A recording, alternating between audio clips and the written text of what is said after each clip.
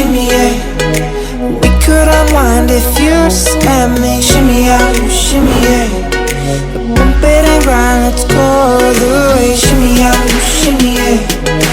Drinks in the air now, let this moment. Shimmy out, you shimmy yeah.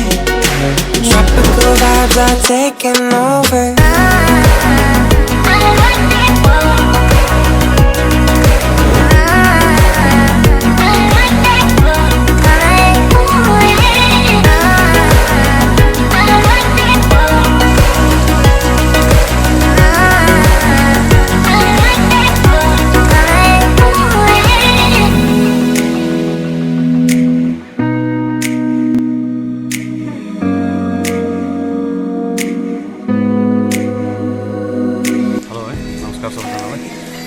यो अहिले मेरो पछाडि तपाईहरु देख्नुहुन्छ अथवा यो एरियालाई चाहिँ है हामी green tea valley eco resort भनेर हामी है जान्ने गर्छौँ। प्रायःले अहिले बिस्तारै जान्नुमा आउँदैछ र अहिले हालैमा हामीले यो रिजोर्ट चलाउनु सुरु गरेको चाहिँ 1.5 साल भयो है।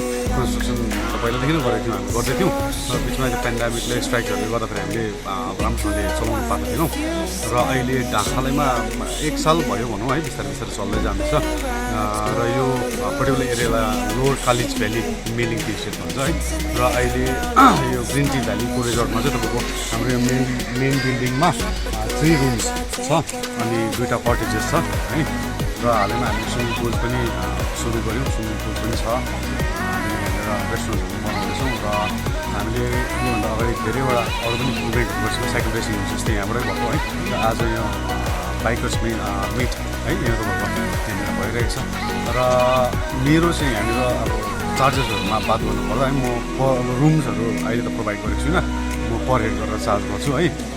र टेन्टहरू पनि टेन्ट पिचिङहरू पनि गर्छु, टेन्टिङ कसैले गर्नुहुन्छ भने टेन्टहरू पनि म प्रोभाइड गर्छु, बनफायरहरू है। अनि त्यस्तो तपाईँहरूलाई जस्तै कतिजना एडभेन्चरस हुनुहुन्छ है, हामी नाइट हाइकिङहरू पनि गराउँछौँ, नाइट हाइकिङ गरेर गएर हामी टेन्ट पिचिङ गरेर नाइट होल्ड गरेर बिहान हामी ल्याएर आउने पनि गर्छौँ, त्यस्तोहरू गर्दैछौँ। र फर्दर फ्युचरमा पनि हामी धेरैवटा प्लान गरेको छौँ, जस्तै यहाँनिर ब्रिटिसले बनाएको पोनी रोड्सहरू छ, घोडा कुद्ने बाटोहरू है। र फ्युचरमा हामीले पोनीहरू पनि ल्याएर हामीले त्यो ओल्ड ट्रेल्सहरूमा लैजाउने त्योहरू पनि प्लान गरेको छौँ है।